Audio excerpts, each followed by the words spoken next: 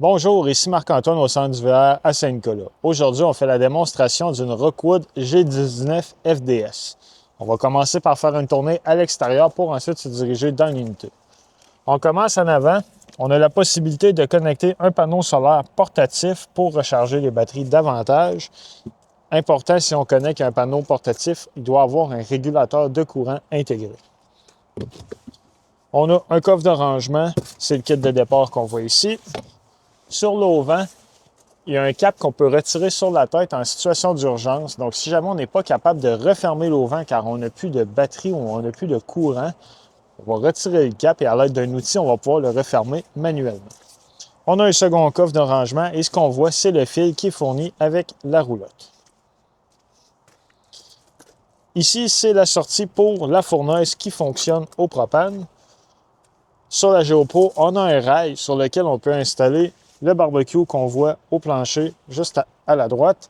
Donc, l'emplacement est fait pour ça. On a une prise de courant 120 volts qui va fonctionner lorsque la roulotte est branchée. Et en dessous, on a un Quick Connect de propane pour connecter le barbecue.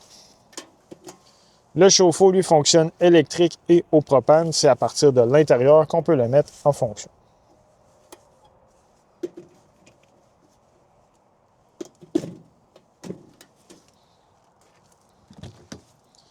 On a un coffre de rangement ici, puis on a aussi accès à de la plomberie qui va se trouver dans la salle de bain à l'intérieur.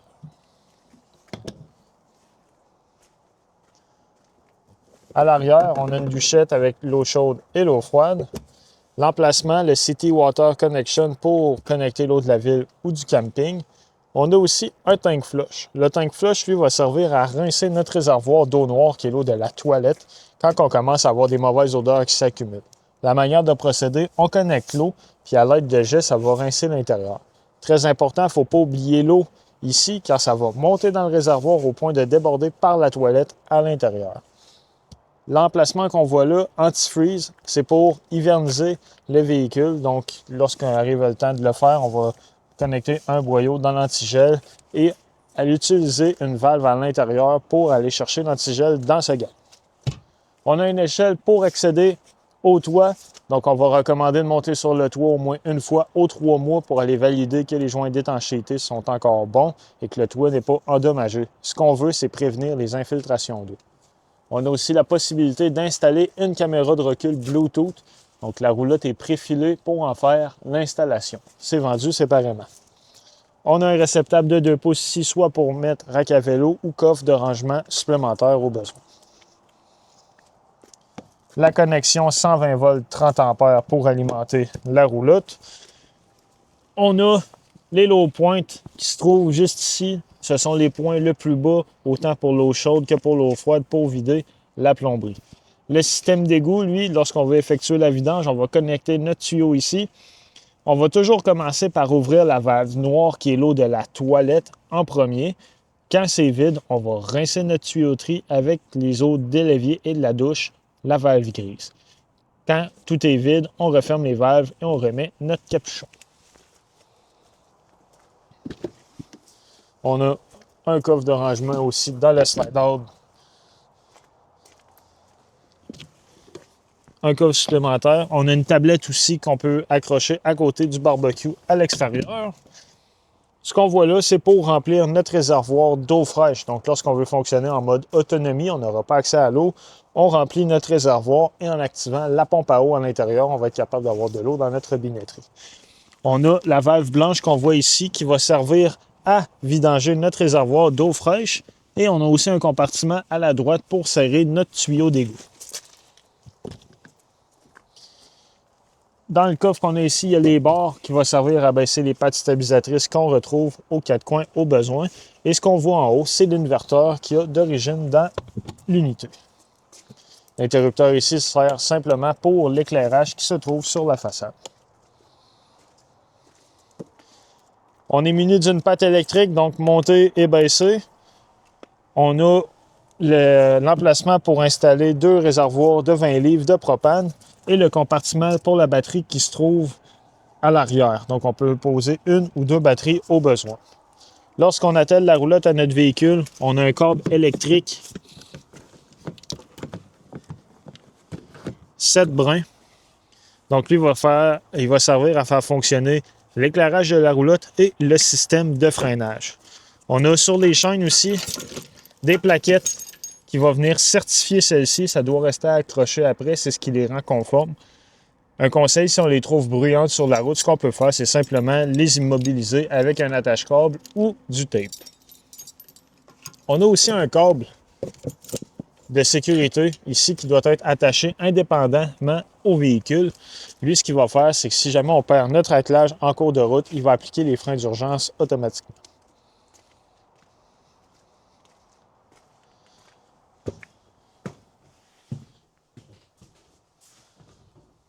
Sur notre moniteur principal, on va avoir les différents affichages autant au niveau de la batterie, réservoir d'eau fraîche, eau grise et eau noire.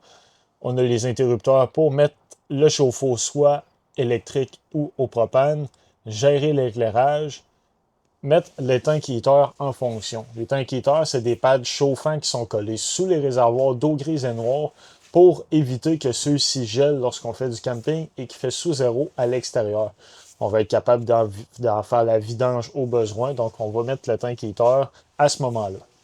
L'interrupteur pour la pompe à eau à côté, donc encore une fois, on a rempli notre réservoir d'eau fraîche, on met la pompe en fonction pour avoir de l'eau. On va recommander, lorsqu'on a fini de se servir de celle-ci, de l'éteindre. On a l'ouverture et la fermeture, tout dépendamment si on a sélectionné au vent ou le slide-out. Donc, on vient modifier la sélection avec le bouton juste ici. Ce module-là a un système de commande vocale plus détaillé dans le manuel. Dans le coin du net, possibilité de convertir en lit. Donc, on va simplement retirer les pattes de la table, venir appuyer la table de chaque côté, repositionner les coussins pour avoir un lit. On a le détecteur de monoxyde de carbone qui se trouve ici et une prise de courant 120 volts de l'autre côté. Le panneau de breaker, lui, on va avoir la partie qui gère le 120 volts à la gauche et le 12 volts avec les fusibles à la droite. Quand il y en a une qui va être défectueuse, il y a une lumière qui va allumer à côté. La télévision, elle, est connectée à une antenne sur le toit. Donc, lorsqu'on veut capter les postes, on doit aller dans la section paramètres et effectuer un channel scan. L'antenne va détecter s'il y a des postes digitaux de disponibles. Un exemple, au centre du verre, on va capter 3 à 4 postes, tout dépendamment de l'emplacement. Cette étape-là est à recommencer à chaque fois qu'on va se déplacer avec l'unité, et ce pour chaque télévision au besoin. Ce qu'on voit ici au mur, c'est simplement notre contrôleur pour le panneau solaire qui se trouve sur le toit. Donc, lui va afficher le voltage de la batterie et l'ampérage auquel le panneau solaire charge celle-ci.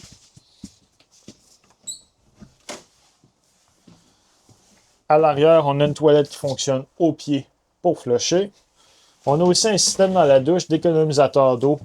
Donc, celui-ci va être très utile lorsqu'on va être en mode autonomie, en fait, qu'on va utiliser l'eau de notre réservoir.